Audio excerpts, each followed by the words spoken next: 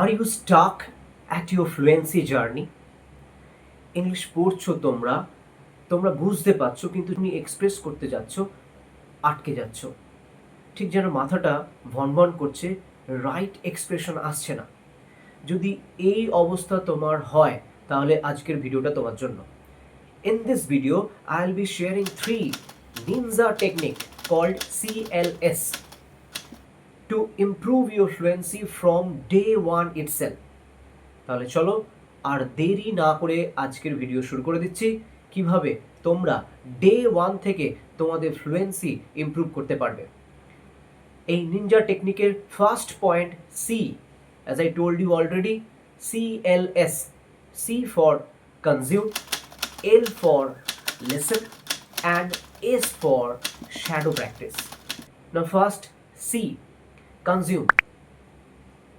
তোমাদের এটা মাথায় রাখতে হবে that fluency is not an academic subject, it's a skill.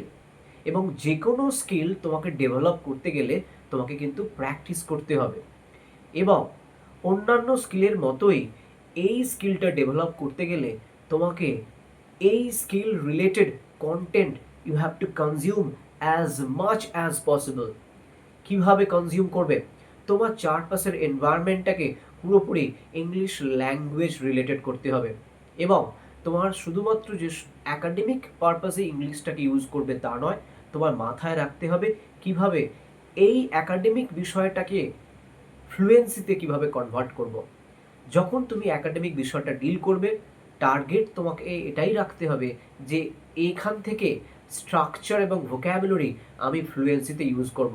Are not only that, এছাড়াও তোমাকে যেটা করতে হবে, বিভিন্ন ইংলিশ কন্টেন্ট তোমাকে কনজিউম করতে হবে। সেটা স্পোর্টস হতে পারে, সেটা পলিটিক্স হতে পারে, সেটা ফ্যামিলি ড্রামা হতে পারে, সেটা পডকাস্ট হতে পারে, কিন্তু টার্গেট একটাই থাকবে, তোমাকে কনজিউম করতে হবে। এবং বিভিন্ন টাইপের ইংলিশ কন্টেন্ট তোমাকে কনজিউম করতে হবে। So this is the first point of CLS. Listen at least 20 to 30 minutes a podcast, family drama or cartoon for children. Now, how it would help? প্রত্যেক দিন তুমি যদি নিয়ম করে রিলিজিয়াসলি পড়ো এবং নিয়ম করে রিলিজিয়াসলি শোনো কন্টেন্ট, তাহলে দেখবে অটোমেটিক্যালি তোমার সাবকনসিয়াস মাইন্ডে একটা এই ল্যাঙ্গুয়েজের প্রতি তোমার কিন্তু ইনক্লিনেশন জন্মাবে এবং তোমার আস্তে আস্তে মাসেল ডেভেলপ হবে। কিভাবে? তোমার সাবকনসিয়াস মাইন্ড তোমাকে হেল্প করবে এই ল্যাঙ্গুয়েজটায় এক্সপ্রেস করতে। এবং এটা কিন্তু তোমাকে রুটিন মেনটেন করে করতে হবে। এমন নয় একদিন করলাম, দুদিন করলাম, তারপরে আবার গ্যাপ দিয়ে দিলাম। দেখো, আমি আগেই বলেছি, fluency is a skill, it's not an academic subject.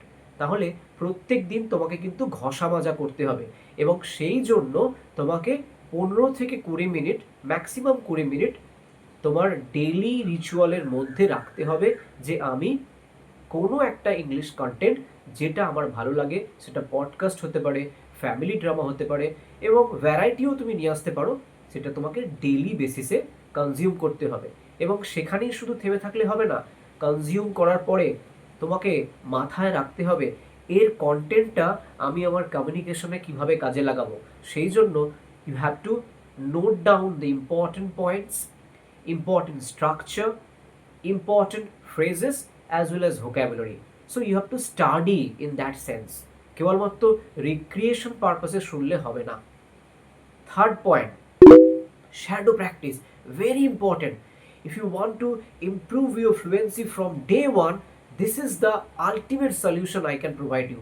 Shadow practice, তুমি যে কন্টেন্টটা চুজ করছো হচ্ছে সেই কন্টেন্টের রিদম, ইন্টোনেশন, স্ট্রেস এবং ওয়ে অফ স্পিকিং প্রত্যেকটা তোমাকে কপি করতে হবে।